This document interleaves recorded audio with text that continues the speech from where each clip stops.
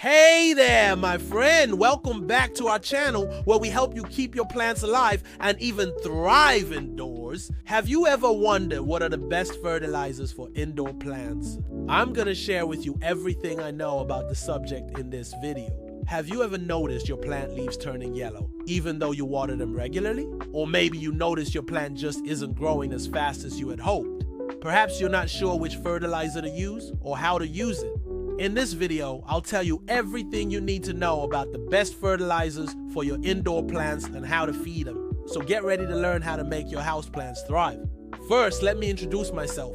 I'm the founder of our channel and author of a popular book about indoor gardening. It all started about 20 years ago. I'm an indoor plant lover, and I love to share the knowledge I've acquired over the years with you guys so you can be successful with your indoor plants too.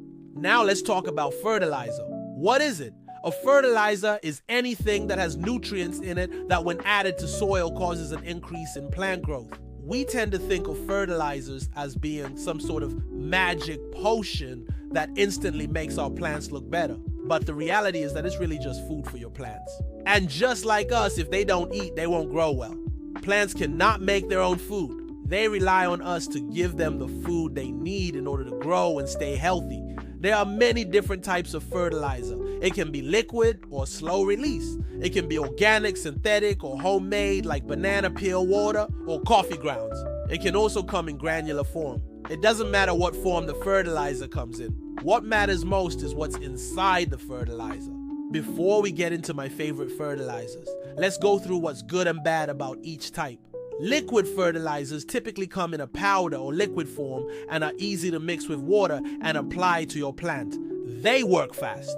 You can see results in days. However, they must be applied frequently, usually every week or two, depending on the fertilizer. They can burn your plant if they're not diluted properly, and they have a short shelf life once mixed with water. Slow-release fertilizers, sometimes called controlled-release fertilizers, have a longer shelf life and are less likely to burn your plant. Now, they do not need to be watered in, and they last from a few months to up to a year. However, they take longer to start working, about 2 to 4 weeks before you see results. They are more expensive and they can be adjusted easily if you feel like your plants need more or less fertilizer. Organic fertilizers are derived from natural materials like compost, bone meal, and blood meal. These types of fertilizers help improve the soil structure and its ability to hold water and nutrients. They also provide food for beneficial soil microbes. These microbes break down the fertilizer over time and release the nutrients into the soil, making them available for your plants to absorb. Because this process takes time, organic fertilizers take longer to work. It may take several weeks or even months to start seeing results. Organic fertilizers also tend to be more expensive than synthetic fertilizers. But despite these drawbacks, many people prefer to use organic fertilizers because they are safer for the environment and for your plant.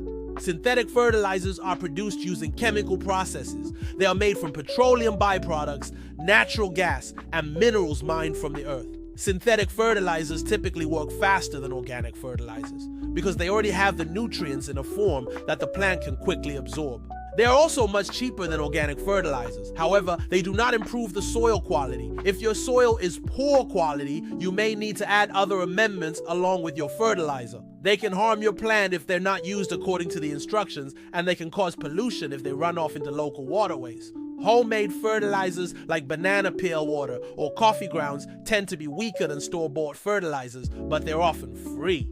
They do work, but it may take longer to see results. Some of the most popular fertilizers on the market today include Miracle-Gro, which is a general-purpose fertilizer that works well for most indoor plants. It comes in both liquid and slow-release forms.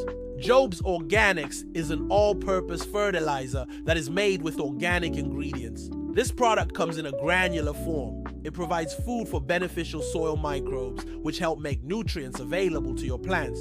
It lasts up to 6 months. Fox Farm is a line of fertilizers that are designed specifically for indoor plants. They come in liquid form and are available in a variety of formulations for different types of plants. When you choose a fertilizer, look at the NPK ratio listed on the packaging. That stands for nitrogen, phosphorus, and potassium. Those are the 3 primary nutrients. The numbers listed next to those letters indicate the percentage of each nutrient in the fertilizer.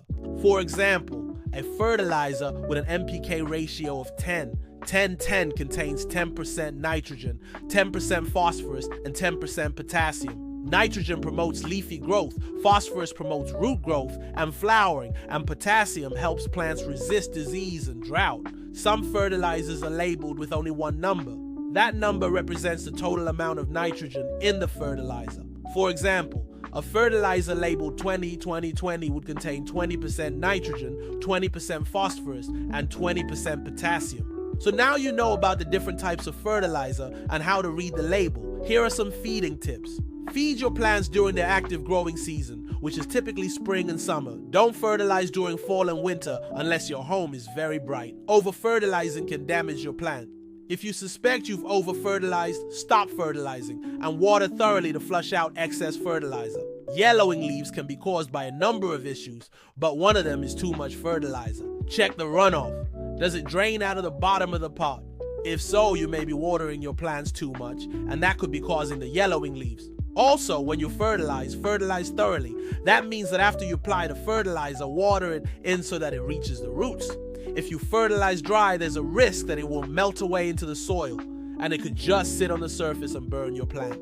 Here are some common mistakes beginners make when fertilizing. They guess. Don't guess. Read the label and follow the instructions. They fertilize too often. Most indoor plants only need to be fertilized once a month during their active growing season. They over-fertilize. If you want to fertilize more than once a month, it's best to use a very dilute solution of fertilizer. They fertilize dry. Be sure to water in your fertilizer so that it reaches the roots. They use the same fertilizer for all their plants. Different plants have different needs. Be sure to choose a fertilizer that is appropriate for the type of plant you're growing. Here's an easy care hack. When you water your plants, just add a little bit of fertilizer to the water. It's that simple. You can use any fertilizer that you like. Just be sure to follow the instructions on the label and water your plant thoroughly so that the fertilizer reaches the roots. I hope you found this video helpful. Please give it a thumbs up and share it with your friends. And don't forget to subscribe to our channel so you never miss out on any of our future videos. As always, I wish you and your plants happy indoor gardening.